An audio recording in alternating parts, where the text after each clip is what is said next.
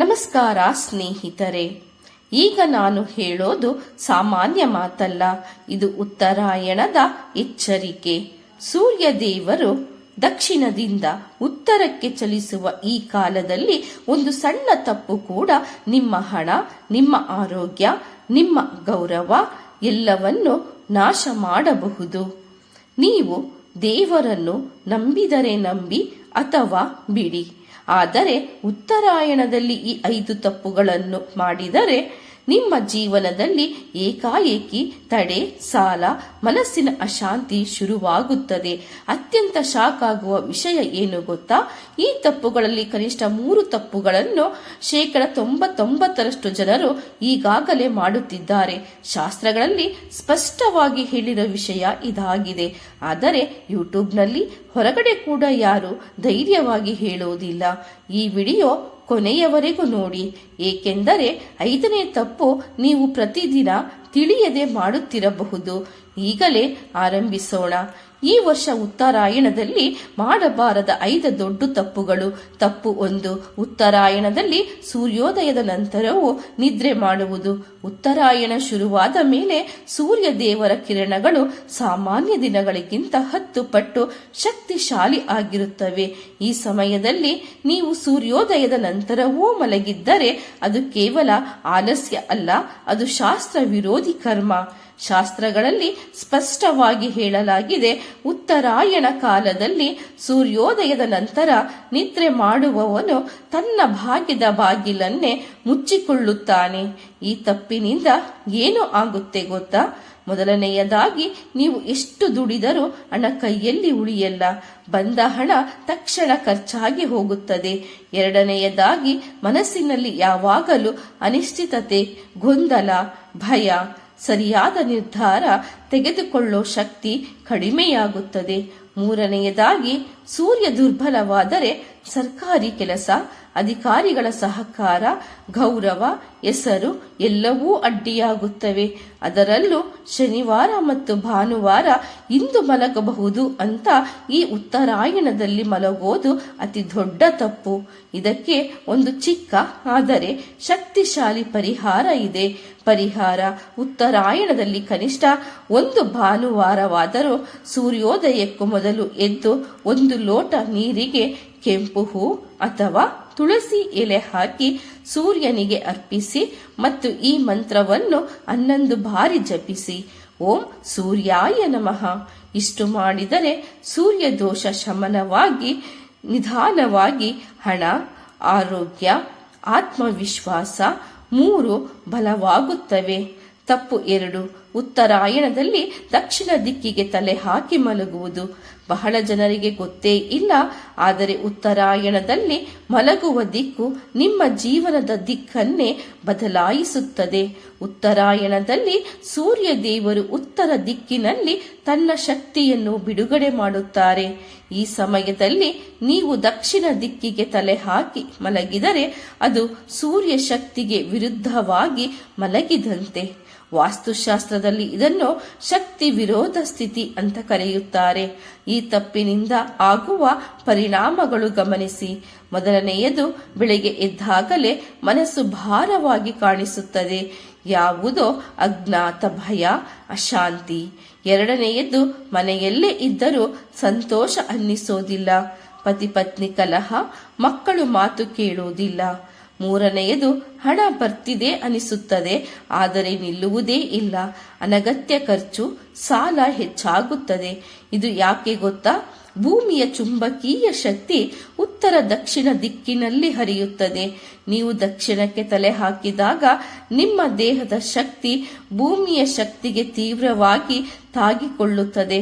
ಅದರ ಪರಿಣಾಮವೇ ನಿದ್ರೆ ಆದರೂ ದೇಹಕ್ಕೆ ವಿಶ್ರಾಂತಿ ಸಿಗೋದಿಲ್ಲ.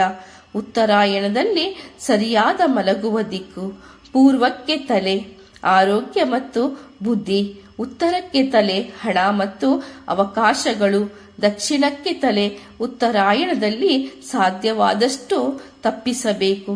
ಇಂದು ರಾತ್ರಿ ಮಲಗುವ ಮೊದಲು ನಿಮ್ಮ ಹಾಸಿಗೆಯ ದಿಕ್ಕನ್ನು ಒಮ್ಮೆ ನೋಡಿ, ಏಕೆಂದರೆ ಈ ಒಂದು ಸರಳ ಬದಲಾವಣೆ ಮುಂದಿನ ತಿಂಗಳುಗಳಲ್ಲಿ ನಿಮ್ಮ ಜೀವನದಲ್ಲೇ ದೊಡ್ಡ ಬದಲಾವಣೆ ತರುತ್ತದೆ. ತಪ್ಪು 3, ಉತ್ತರಾಯಣದಲ್ಲಿ ತುಳಸಿ ಗಿಡಕ್ಕೆ ಸಂಜೆ ನೀರು ಹಾಕುವುದು ಬಹಳ ಜನ ಭಕ್ತಿಯಿಂದ ಪ್ರತಿದಿನ ಮಾಡುವ ಕೆಲಸವೇ ಉತ್ತರಾಯಣದಲ್ಲಿ ದೊಡ್ಡ ತಪ್ಪು ಆಗಿರಬಹುದು ಅನ್ನೋದು ನಿಮಗೆ ಗೊತ್ತಾ? ಅದೇ ತುಳಸಿ ಗಿಡಕ್ಕೆ ಸಂಜೆ ನೀರು ಹಾಕುವುದು. ಶಾಸ್ತ್ರಗಳಲ್ಲಿ ತುಳಸಿಯನ್ನು ಲಕ್ಷ್ಮೀ ಸ್ವರೂಪ ಅಂತ ಹೇಳಲಾಗಿದೆ. ಉತ್ತರಾಯಣದಲ್ಲಿ ಈ ತುಳಸಿಯಲ್ಲಿ ಸೂರ್ಯ ತೇಜಸ್ಸು, ಸಾತ್ವಿಕ ಶಕ್ತಿ ಅತ್ಯಂತ ಹೆಚ್ಚಾಗಿರುತ್ತದೆ. ಈ ಸಮಯದಲ್ಲಿ ಸೂರ್ಯಾಸ್ತದ ನಂತರ ತುಳಸಿಗೆ ನೀರು ಹಾಕಿದರೆ ಏನಾಗುತ್ತದೆ? ಮೊದಲನೆಯದು, ತುಳಸಿಯಲ್ಲಿರುವ ಉಷ್ಣಶಕ್ತಿ ಏಕಾಏಕಿ ತಣ್ಣಗಾಗುತ್ತದೆ. ಇದನ್ನು ಶಾಸ್ತ್ರದಲ್ಲಿ ಶಕ್ತಿ ಶಮನ ಅಂತ ಕರೆಯುತ್ತಾರೆ. ಅದರ ಪರಿಣಾಮವಾಗಿ ಮನೆಯಲ್ಲಿನ ಧನ ಪ್ರವಾಹ ನಿಧಾನವಾಗುತ್ತದೆ. ಹಣ ಬರುತ್ತೆ, ಆದರೆ ಕೈಯಲ್ಲಿ ನಿಲ್ಲುವುದಿಲ್ಲ. ಎರಡನೆಯದು, ಗುರುಗ್ರಹದ ಅನುಗ್ರಹ ಕುಗ್ಗುತ್ತದೆ. ಅದರ ಲಕ್ಷಣವೇ ಮಾಡಿದ ಪೂಜೆಗೂ ಫಲ ತಡವಾಗಿ ಸಿಗುವುದು. ಮೂರನೆಯದು, ಅನಾವಶ್ಯಕ ಖರ್ಚು ಮತ್ತು ಹಣ ಕೈಯಲ್ಲಿ ಉಳಿಯದೇ ಹೋಗುವುದು.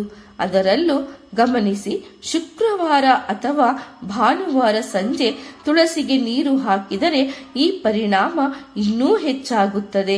ಇದಕ್ಕೆ ಸರಿಯಾದ ಶಾಸ್ತ್ರೀಯ ನಿಯಮ ಇಲ್ಲಿದೆ. ಉತ್ತರಾಯಣದಲ್ಲಿ ತುಳಸಿ ಸೇವೆಯ ಸರಿಯಾದ ವಿಧಾನ: ಬೆಳಗ್ಗೆ ಮಾತ್ರ ನೀರು ಹಾಕಬೇಕು. ಸೂರ್ಯೋದಯದ ನಂತರ 1 ಅಥವಾ 2 ಗಂಟೆ ಒಳಗೆ ನೀರನ್ನು ಹಾಕಬೇಕು. ತುಳಸಿಗೆ ನೀರು ಹಾಕಿದ ನಂತರ ಒಂದು ಸಣ್ಣ ನಮಸ್ಕಾರ. ಸಂಜೆ ಮಾಡಬಹುದಾದದ್ದು ನೀರು ಅಲ್ಲ, ಬದಲಾಗಿ ದೀಪ ಹಚ್ಚಿ ನಮಸ್ಕಾರ ಮಾಡಿ. ಈ ಒಂದು ತಪ್ಪನ್ನು ಸರಿಪಡಿಸಿದರೆ 30 ದಿನಗಳೊಳಗೆ ಮನೆಯಲ್ಲಿ ಶಾಂತಿ, ಹಣಕಾಸಿನಲ್ಲಿ ಸ್ಥಿರತೆ, ಪೂಜೆಯಲ್ಲಿ ಮನಸ್ಸು ನೆಲೆಸುವುದು ನೀವು ಸ್ವತಃ ಅನುಭವಿಸುತ್ತೀರಿ. ತಪ್ಪು 4, ಉತ್ತರಾಯಣದಲ್ಲಿ ದಾನವನ್ನು ತಪ್ಪಾಗಿ ಮಾಡುವುದು. ದಾನ ಮಾಡುವುದು ಪುಣ್ಯ ಅಂತ ಎಲ್ಲರೂ ನಂಬುತ್ತೇವೆ. ಆದರೆ ಉತ್ತರಾಯಣದಲ್ಲಿ ತಪ್ಪು ವಸ್ತು ದಾನ ಮಾಡಿದರೆ ಅದೇ ದಾನವೇ ನಷ್ಟಕ್ಕೆ ಕಾರಣ ಆಗಬಹುದು ಅನ್ನೋದು ನಿಮಗೆ ಗೊತ್ತಾ? ಶಾಸ್ತ್ರಗಳಲ್ಲಿ ಸ್ಪಷ್ಟವಾಗಿ ಹೇಳಿದೆ, ದೇಶ, ಕಾಲ, ಪಾತ್ರ ನೋಡಿ ದಾನ ಮಾಡಬೇಕು. ಉತ್ತರಾಯಣ ಕಾಲದಲ್ಲಿ ಸೂರ್ಯ ದೇವರು ಪ್ರತ್ಯಕ್ಷ ಫಲ ನೀಡುವ ದೇವತೆ. ಅವರ ಕಾಲದಲ್ಲಿ ಮಾಡುವ ತಪ್ಪು ದಾನ ಸೂರ್ಯ ದೋಷವನ್ನು ಹೆಚ್ಚಿಸುತ್ತದೆ. ಈಗ ಗಮನಿಸಿ, ಉತ್ತರಾಯಣದಲ್ಲಿ ಮಾಡಬಾರದ ದಾನಗಳು ಯಾವುವು? ಉಪ್ಪು ದಾನ. ಉಪ್ಪು ರಾಹುಕೇತು ಸಂಬಂಧಿತ. ಉತ್ತರಾಯಣದಲ್ಲಿ ಉಪ್ಪು ದಾನ ಮಾಡಿದರೆ ಹಣ ನಿಲ್ಲದೆ ಹೋಗುವುದು, ಕೈಯಲ್ಲಿ ಏನೂ ಉಳಿಯದೆ ಹೋಗುವುದು. ಕಬ್ಬಿಣ ಅಥವಾ ಲೋಹದಾನ. ಕಬ್ಬಿಣ ಶನಿ ಸಂಬಂಧಿತ. ಈ ಕಾಲದಲ್ಲಿ ಶನಿ ದಾನ ಮಾಡಿದರೆ ಶ್ರಮ ಜಾಸ್ತಿ, ಫಲ ಕಡಿಮೆ, ಕೆಲಸದಲ್ಲಿ ಅಡ್ಡಿ. ಹಳೆಯ ಅಥವಾ ಚೀರಿದ ಬಟ್ಟೆ ದಾನ. ಇದು ದಾನ ಅಲ್ಲ, ನಕಾರಾತ್ಮಕ ಶಕ್ತಿ ವರ್ಗಾವಣೆ. ಮನೆಯ ಸುಖ ಶಾಂತಿ ಕುಗ್ಗುತ್ತದೆ. ಇನ್ನು ಒಂದು ದೊಡ್ಡ ತಪ್ಪು ಏನು ಗೊತ್ತಾ? ಕೋಪ, ಬೇಸರ, ಅಸಹನೆ ಮನಸ್ಸಿನಿಂದ ದಾನ ಮಾಡುವುದು. ಅಂತಹ ದಾನದಿಂದ ಪುಣ್ಯವೇ ಬರೋದಿಲ್ಲ.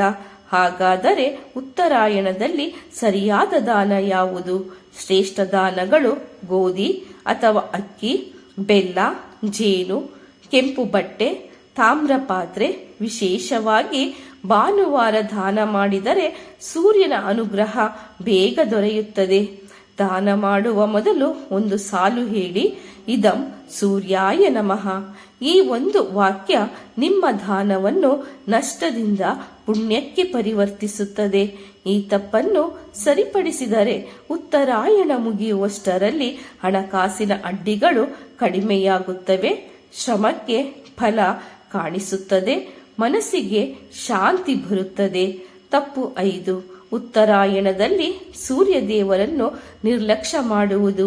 ಈ ಎಲ್ಲಾ ತಪ್ಪುಗಳಿಗಿಂತ ಅತ್ಯಂತ ಅಪಾಯಕಾರಿ ತಪ್ಪು ಯಾವುದು ಗೊತ್ತಾ? ಉತ್ತರಾಯಣದಲ್ಲಿ ಸೂರ್ಯ ದೇವರನ್ನು ಸಂಪೂರ್ಣವಾಗಿ ನಿರ್ಲಕ್ಷ್ಯ ಮಾಡುವುದು. ಬಹಳ ಜನ ದೇವಾಲಯಕ್ಕೆ ಹೋಗುತ್ತಾರೆ, ಪೂಜೆ ಮಾಡುತ್ತಾರೆ, ಆದರೆ ಸೂರ್ಯ ದೇವರಿಗೆ ಮಾತ್ರ ಏನೂ ಇಲ್ಲ. ಶಾಸ್ತ್ರಗಳಲ್ಲಿ ಸೂರ್ಯ ದೇವರನ್ನು ಪ್ರತ್ಯಕ್ಷ ದೇವತೆ, ಆತ್ಮಕಾರಕ ಅಂತ ಹೇಳಲಾಗಿದೆ. ಉತ್ತರಾಯಣ ಕಾಲದಲ್ಲಿ ಸೂರ್ಯ ದೇವರು ತಕ್ಷಣ ಫಲ ನೀಡುವ ಸ್ಥಿತಿಯಲ್ಲಿ ಇರುತ್ತಾನೆ. ಆದರೆ ಈ ಕಾಲದಲ್ಲಿ ಸೂರ್ಯನಿಗೆ ನೀರು ಅರ್ಪಿಸದೆ ನಮಸ್ಕಾರ ಮಾಡದೆ ಮಂತ್ರ ಜಪ ಮಾಡದೆ ಇದ್ದರೆ ಇದರ ಪರಿಣಾಮಗಳು ನಿಧಾನವಾಗಿ ಶುರುವಾಗುತ್ತವೆ. ಮೊದಲನೆಯದು ನಿಮ್ಮ ಆತ್ಮವಿಶ್ವಾಸ ಕುಸಿತ. ನೀವು ಸರಿ ಅಂತ ಗೊತ್ತಿದ್ದರೂ ಮುಂದೆ ಹೋಗೋ ಧೈರ್ಯ ಬರೋದಿಲ್ಲ. ಎರಡನೆಯದು ಸರ್ಕಾರಿ ಕೆಲಸ, ಕೋರ್ಟ್ ವಿಷಯ, ಅಧಿಕಾರಿಗಳ ಸಹಕಾರ ಎಲ್ಲವೂ ತಡವಾಗುತ್ತೆ. ಮೂರನೆಯದು ಹೆಸರು, ಗೌರವ ಕಡಿಮೆಯಾಗುತ್ತದೆ. ನಿಮ್ಮ ಮಾತಿಗೆ ಮೌಲ್ಯ ಕಡಿಮೆಯಾಗುತ್ತದೆ. ಇದು ಯಾಕೆ ಗೊತ್ತಾ? ಸೂರ್ಯ ಬಲಹೀನವಾದರೆ ಜಾತಕದಲ್ಲಿನ 10ನೇ ಭಾವ ದುರ್ಬಲವಾಗುತ್ತದೆ. ಅದೇ ಕರ್ಮ ಮತ್ತು ಸ್ಥಾನ. ಆದರೆ ಪರಿಹಾರ ಬಹಳ ಸರಳವಾಗಿದೆ. ನೀವು ಬ್ಯುಸಿ ಆದರೂ ಮಾಡಬಹುದಾದದ್ದು 2 ನಿಮಿಷದ ಸೂರ್ಯ ಪರಿಹಾರ. ಪ್ರತಿದಿನ ಬೆಳಗ್ಗೆ ಸೂರ್ಯನ ಕಡೆ ಮುಖ ಮಾಡಿ 1 ಲೋಟ ಶುದ್ಧ ನೀರು ಅರ್ಪಿಸಿ ಈ ಮಂತ್ರವನ್ನು 11 ಬಾರಿ ಜಪಿಸಿ. ಓಂ ಸೂರ್ಯಾಯ ನಮಃ ಅಷ್ಟೇ. ನಂಬಿ 30 ದಿನಗಳೊಳಗೆ ಆತ್ಮವಿಶ್ವಾಸ ಹೆಚ್ಚಾಗುತ್ತದೆ. ಕೆಲಸದಲ್ಲಿ ಗೌರವ ಬರುತ್ತದೆ. ಹಣಕಾಸಿನ ಅಡ್ಡಿಗಳು ಕಡಿಮೆಯಾಗುತ್ತವೆ. ಈ ಪರಿಹಾರವನ್ನು ನಿರ್ಲಕ್ಷ್ಯ ಮಾಡಬೇಡಿ. ಈ ವಿಡಿಯೋದಲ್ಲಿ ಹೇಳಿದ 5 ತಪ್ಪುಗಳು ಸಾಮಾನ್ಯ ತಪ್ಪುಗಳಲ್ಲ. ಇವು ಶಾಸ್ತ್ರ ಎಚ್ಚರಿಕೆಗಳು. ಉತ್ತರಾಯಣ ಒಂದು ದಿನ ಅಲ್ಲ, ಅದು ದೈವಿಕ ಕಾಲ. ಈ ಸಮಯದಲ್ಲಿ ಮಾಡಿದ ತಪ್ಪು ವರ್ಷಗಳವರೆಗೆ ಫಲ ಕೊಡಬಹುದು. ಇವತ್ತು ನಿಮ್ಮ ಜೀವನದಲ್ಲಿ ಹಣ ನಿಲ್ಲದಿದ್ದರೆ, ಪ್ರಯತ್ನ ಮಾಡಿದರೂ ಫಲ ಬರದಿದ್ದರೆ, ಮನಸ್ಸಿಗೆ ಶಾಂತಿ ಇಲ್ಲದಿದ್ದರೆ ಒಮ್ಮೆ ಹಿಂದಕ್ಕೆ ಹೋಗಿ ಯೋಚಿಸಿ. ಈ 5 ತಪ್ಪುಗಳಲ್ಲಿ ಯಾವುದಾದರೂ ನಡೆಯುತ್ತಿದೆಯಾ? ಒಳ್ಳೆಯ ಸುದ್ದಿ ಏನು ಗೊತ್ತಾ? ಈ ಎಲ್ಲ ತಪ್ಪುಗಳಿಗೆ ಪರಿಹಾರ ತುಂಬಾ ಸರಳ. ಇವತ್ತಿನಿಂದಲೇ 1 ತಪ್ಪನ್ನಾದರೂ ನಿಲ್ಲಿಸಿದರೆ ಸಾಕು. ಸೂರ್ಯ ದೇವರ ಅನುಗ್ರಹ ನಿಧಾನವಾಗಿ ನಿಮ್ಮ ಜೀವನಕ್ಕೆ ಪ್ರವೇಶ ಮಾಡುತ್ತೆ. ಈ ಮಾಹಿತಿ ಯಾರಾದರೂ ತಪ್ಪು ಮಾಡುತ್ತಿರಬಹುದು ಅಂತ ಅನ್ನಿಸಿದರೆ ಈ ವಿಡಿಯೋವನ್ನು ಶೇರ್ ಮಾಡಿ. ಸೂರ್ಯ ದೇವರ ಅನುಗ್ರಹಕ್ಕಾಗಿ ಲೈಕ್ ಮಾಡಿ, ಸಬ್ಸ್ಕ್ರೈಬ್ ಮಾಡಿ ಮತ್ತು ನಿಮ್ಮ ಜೀವನವನ್ನು ಸರಿದಾರಿಗೆ ತಂದುಕೊಳ್ಳಿ. ಧನ್ಯವಾದಗಳು.